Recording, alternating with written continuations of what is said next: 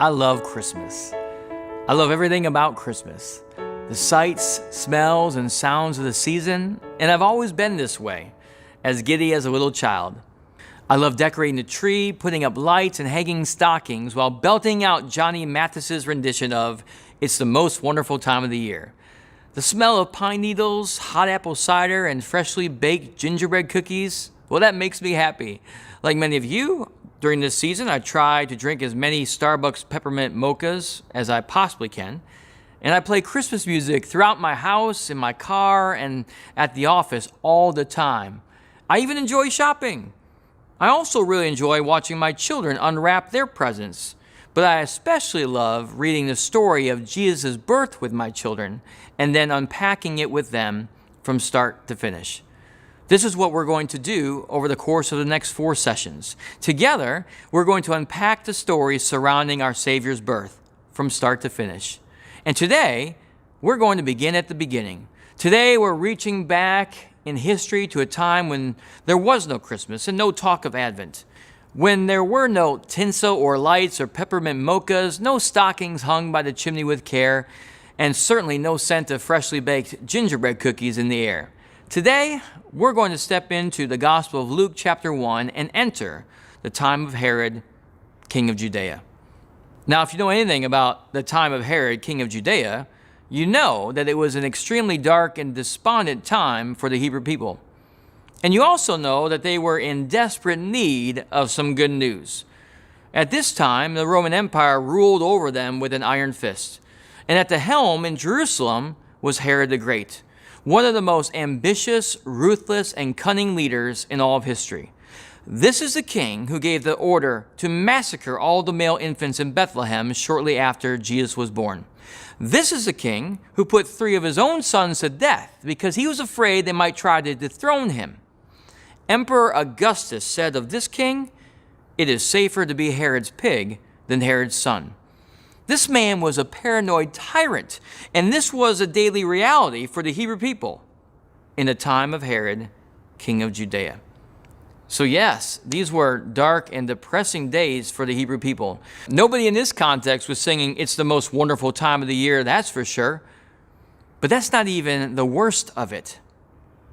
Despite the despair surrounding their lives, the most depressing thing of all for the Hebrew people was the fact that they hadn't heard a word from God in over 400 years.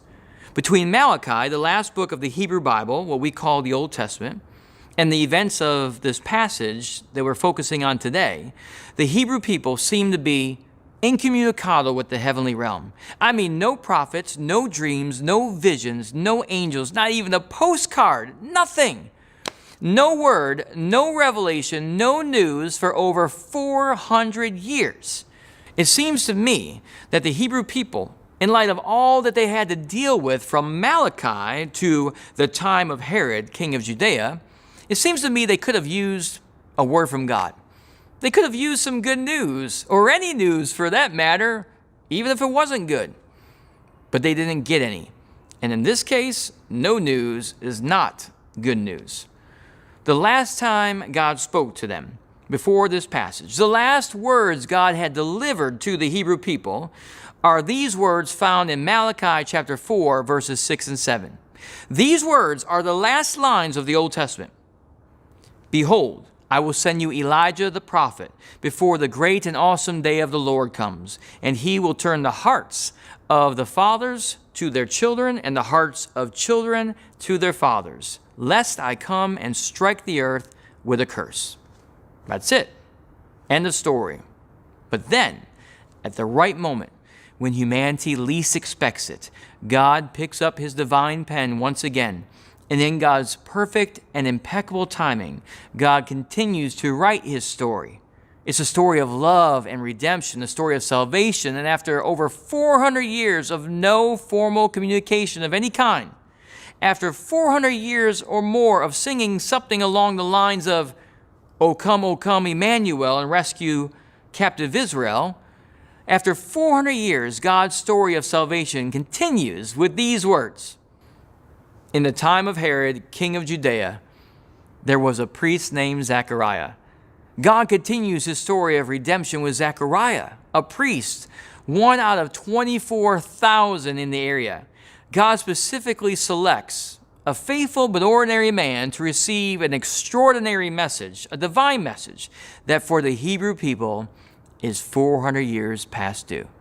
So an angel of the Lord appears and tells Zechariah that his wife Elizabeth is going to have a son, and that they are to name this son John.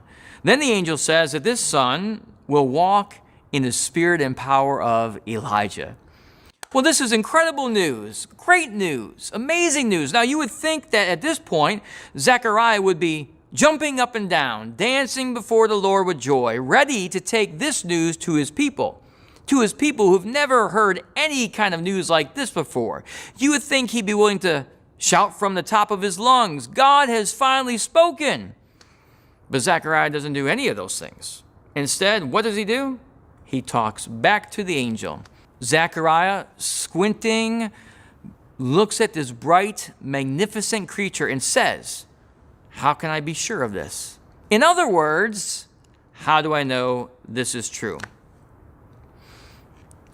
I have a deep respect for angels, thanks to the Bible.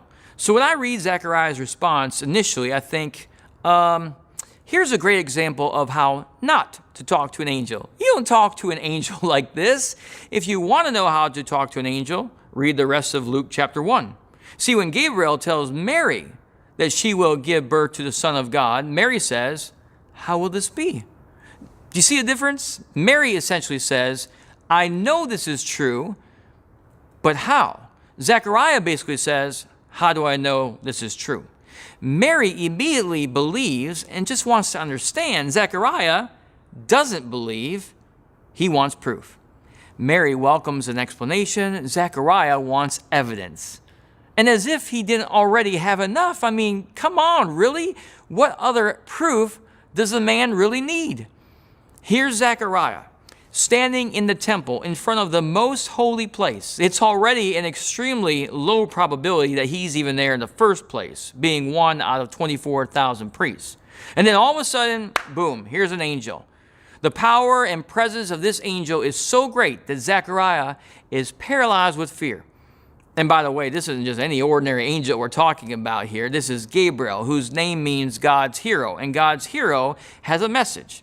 And in this message, God's hero quotes from the very last verse of the very last book of the last testament, the Old Testament. And he tells Zechariah that he's going to have a son who in Elijah-like fashion is not only going to turn the hearts of fathers to their children, in the words of Malachi, but who is also going to prepare the way for the Messiah.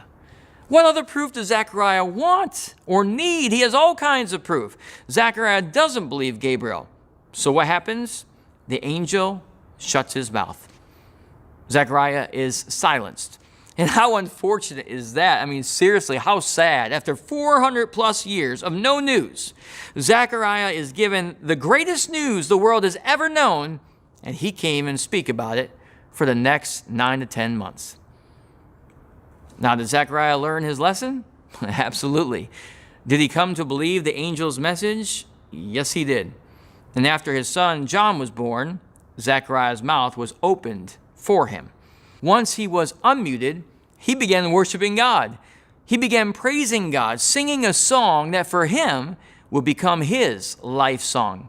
And after almost a year of being silent, I'm sure Zechariah had a lot on his mind that he wanted to share. I mean, I'm sure he had a lot to say after this little angelic encounter. And if he were here today, unmuted, I can imagine he would say 3 things to us. First, trust in the sovereignty of God. God has a plan for all of creation, and God's timing in alignment with God's plan is perfect.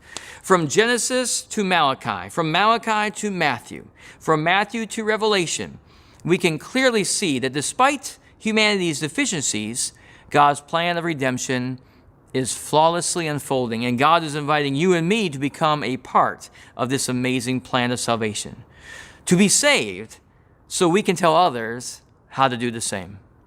Secondly, I think Zechariah would say, expect the unexpected.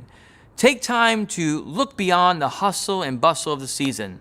Past the ribbons and bows, the tinsel and lights, the presents and paper, and listen and then see the spontaneous love of God at work in this world. This Christmas, when you're with your family or friends, as you're out and about, expect to be surprised by joy. Like giddy little children who can't sleep on Christmas Eve because they know what the next day brings, eagerly anticipate the power and presence of God to appear in your life at any moment. And finally, I think he'd say, be vocal. Like Zechariah, sing praises to God for the gift of his Son, Jesus Christ, and the gift of the good news that's found in him.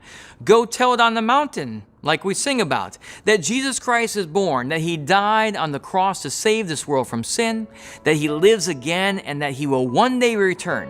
And not just with one angel, not just with Gabriel, but with a multitude of angels. This season, be vocal about Jesus. Take his good news and scatter it. Read the story of Jesus' birth with your family and with your friends. Read it to your children or your grandchildren.